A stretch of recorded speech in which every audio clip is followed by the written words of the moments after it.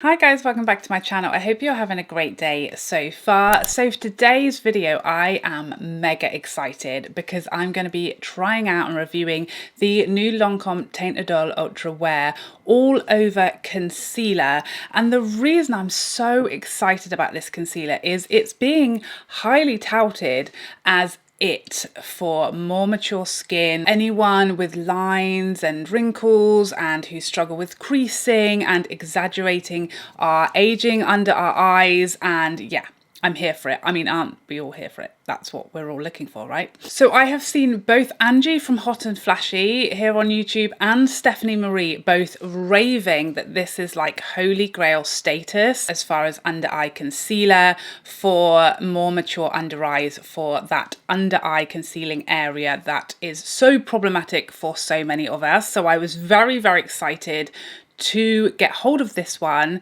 which was a little later to launch here in the UK than the US, but it's finally here and available. And I'm ready to have beautiful, flawless under eyes. Who isn't? And I'm ready to give it a try to see if it can top my Pat McGrath current Holy Grail spot holder.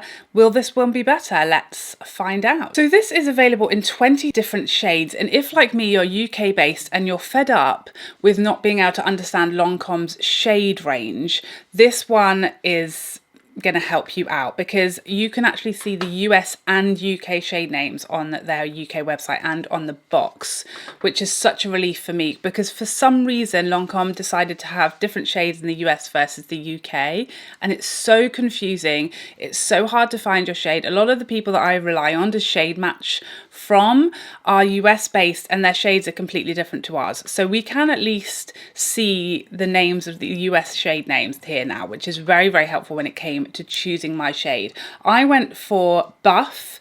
I mean, 100 of their shade names are the same, so that's another way it's not helpful. But this is 215 Buff N in the US, and here it's 023 Beige Aurore. I'm not sure why they can just be the same, but at least we now know what it's called in the US. It's a halfway compromise, but yeah, I'm not sure why they couldn't be called the same thing, but that's the shade that I went for. It is definitely like a true neutral, maybe a hair lighter than I would have liked, but it was kind of the nearest neutral in the range that I was looking for, and I'm definitely not mad at it. It's absolutely fine. So the main claims of this concealer are pretty straightforward and simple. There aren't, at least on the Lancome website, a huge list of outrageous, outlandish claims. They keep it pretty simple. It claims to be a skin-loving formula packed with care. Its formula is infused with skin-caring ingredients, gives up to 24-hour hydration and a fully comfortable, breathable coverage that is suitable for all skin types, even sensitive skin. And that's pretty much it. They do say that it can be used for spot concealing or all over the face, but any concealer can be used in that way. So that's really nothing new or groundbreaking. And actually on the box, I noticed that it claims it won't dry out the skin, won't cake or crease, and feels breathable. So there are some sort of extra claims on the box that aren't necessarily on the website, but I did like that there weren't sort of 5,800 different claims. You know, it wasn't one of those where they're saying this concealer is going to pay all our bills, take us on holiday and buy us dinner or something like that. You know, I like that we're keeping it simple with the claims. So you do get a pretty decent amount in this concealer. It comes in 13 mils, which is more than double, almost 3 times as much as I have in my Pat McGrath, the kind of current Holy Grail. Although the component is still nice and compact, which I love because, you know, the huge Born This Way from Too Faced concealer, I think that one has 15 mils, so not a lot more than this, but it's like 3 times the size. This is still a nice concealer size. You know, you can pop it in your handbag. It doesn't take up too much space in a drawer or in your makeup bag, and yet you're getting a lot of bang for your buck as far as the amount of product in here, which I really like. I really like the packaging. I think it's nice and chic and simple, and it's not got a huge amount of writing on it, but in the drawer you can clearly see which concealer it is. And yeah, it just looks really, really nice. A nice glass bottle, and with the golden stamp on the end, I think it's nice and chic and simple and nice to look at, nice to hold, not too heavy, doesn't feel light and cheap either. And I also really like this doe foot. It doesn't pick up a huge amount of product. I actually had to re-dip, which is not something I ever really do with concealer because I'm trying to apply a very small amount.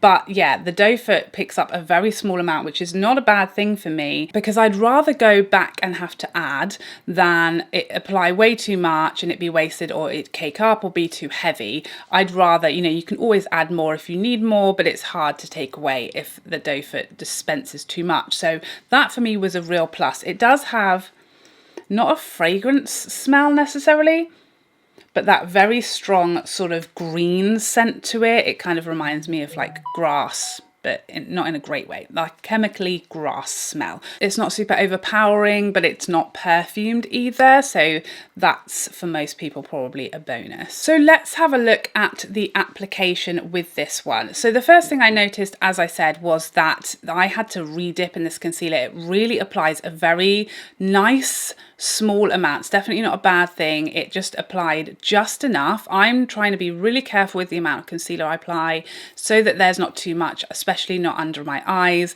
And this just applied a really nice thin layer. I went in with my Sonia G soft concealer on one side just to see if there was any difference in application using a brush or a sponge under my eye. And then on the other side, I used my damp beauty blender because I wanted to see coverage wise whether we got a better finish with a brush. The formula is definitely very thin and lightweight in comparison to the Pat McGrath, for example, or the Estee Lauder that feel much creamier and thicker. This feels very, very thin, very, very light and almost watery under the eye. It feels cooling and hydrating as it's going on, but it really does feel very, very light and fresh when you're applying it under the eye. It still now sometime later feels very fresh and hydrating under my eye, which is fantastic. It blended out very, very easily with the brush. I didn't have any problems, but because of that thinner consistency to the concealer, it did leave some brush strokes, which I just needed to sort of press into the skin or buff out, which I don't normally have that problem with my Pat McGrath because it is thicker and creamier.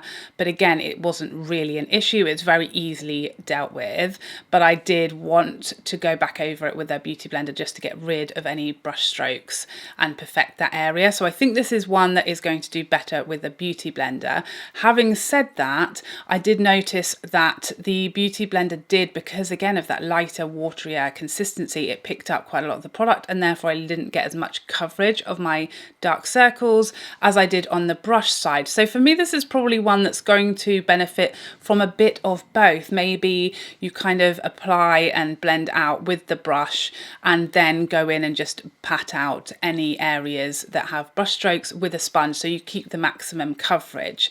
At first, this was pretty much a medium coverage, I would say. It does claim to be like a medium to full buildable formula, so I wasn't necessarily expecting it to be full coverage on the first pass, and I would agree with that. It was pretty much a medium coverage after that first pass. I could still definitely see darkness under my eyes, and I felt like it was more visible on the side where I used the sponge than the brush, so I added a little more to see if we could fully conceal those dark circles, and I used the brush initially to get that extra coverage and then just blended everything out to make it more seamless with the sponge.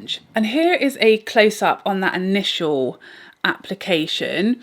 Just you can see now there's no issue with creasing, there's no issue with soaking into or exaggerating fine lines at this point. You can definitely just about still see some darkness poking through, but it looks very, very smooth and fresh, and I really like the finish. The finish seems to be very, very natural. It wasn't too flat matte and it wasn't looking dry or heavy. It just looked really nice and natural and fresh. I also took a photo in natural daylight so that you can see the under eye area in natural daylight. Again, this was kind of taken straight after I finished my full face of makeup, so this is probably about half an hour after I applied this concealer initially. So my initial thoughts of this concealer were that it felt very, very nice, hydrating, light, all of that seemed to be like true tick, tick, tick as far as the claims. It definitely didn't achieve like a full coverage of my under eye darkness, which was a little disappointing because I really wanted it to be like flawless, but it was more of the sort of medium than the full, I would say, on my under eyes. And I don't have especially extreme or pronounced darkness under my eyes. It's there, but it's not the worst. So people will definitely have more to cover than me. And I don't think this is going to fully cover everything if you have a more pronounced under eye darkness or discoloration to deal with, because it's a lot more natural, it's thinner. And while I did attempt to build it, I didn't get a huge amount more coverage from building and adding product. And obviously you don't really want to add and use a lot of concealer, because that's when we're going to end up with problems with aging our under eyes, with more creasing and just a heavier looking under eye. So let's have a close-up look now that this concealer has been on for about an hour. So I've turned my lights down as low as they can go and you can still see me, so that you can kind of see what's going on as well as possible. You can definitely see some darkness and discoloration just here still peeking through. So that's why I'm saying it's more of a medium coverage for me than a full. Just in here, there's definitely some product creasing in my lines. I think you can probably see that. And that's pretty much straight away that's happening. So we'll see how this goes over the next few hours, but I am slightly nervous. If it stays how it is now, I'll be all right with that. My Pat McGrath doesn't crease like that at all. It stays, when it's set, it doesn't crease on me. This one obviously has slightly creased and settled into my fine lines a little. But if it stays like this, I won't be mad at it. I don't think it's noticeable from like a normal distance that someone's going to be that near to me. Not many people zoom in on my face on a daily basis, but obviously I can see it. So yeah, my concern is whether it's going to get worse and worse throughout the day, but we will see. Okay, so it's coming up to 3 o'clock. I went and had lunch. I've been doing some editing and a little bit cleaning, and the concealer has probably been on, let's call it 6-ish hours now. So I feel like we're in a good position to actually see what this concealer is going to do throughout the day. When it initially went on, there was initial teensy little bit of creasing. So let's zoom in and see what's changed. So from my perspective, looking in the mirror, I feel like coverage wise, we haven't really lost any. I think it's worn really nicely. It hasn't really faded or anything like that. And I'd say as far as creasing's concerned, again, we're pretty much in the exact same place. So although there is a small amount of creasing or pooling that's happened in my fine lines under my eyes, it hasn't got any worse throughout the day. It's just stayed that slight little bit that, like when we first applied it. So I'm pretty happy with this concealer. I am going to keep trying it. I definitely feel like I picked up a shade that's a little light for me, so that's slightly off-putting when you're trying to decide whether you really love something or not.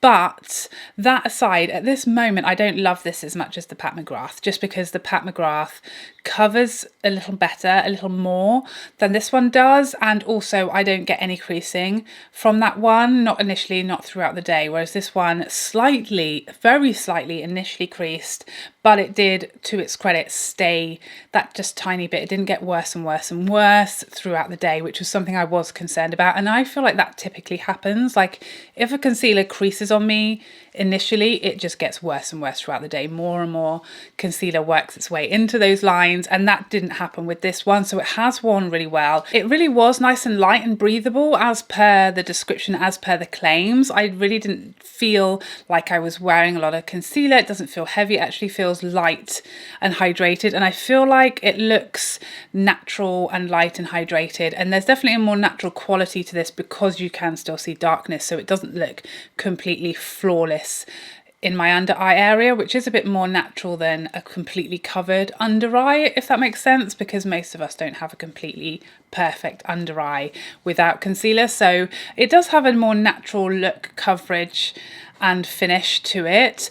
But yeah, for me, I do prefer at this point the Pat McGrath to this one. This is not a new holy grail, sadly, although, you know, maybe that's just because I've found the one for me. It's not a terrible concealer. It's definitely one of the nicer ones I've tried because of that slight creasing and that slight bit of my discoloration that's still visible. it's not like my favorite ever. But that is the funny and interesting thing about makeup, is that it just works so differently for each person, and what maybe someone's holy grail is not always everybody else's, because things just work so differently on each person.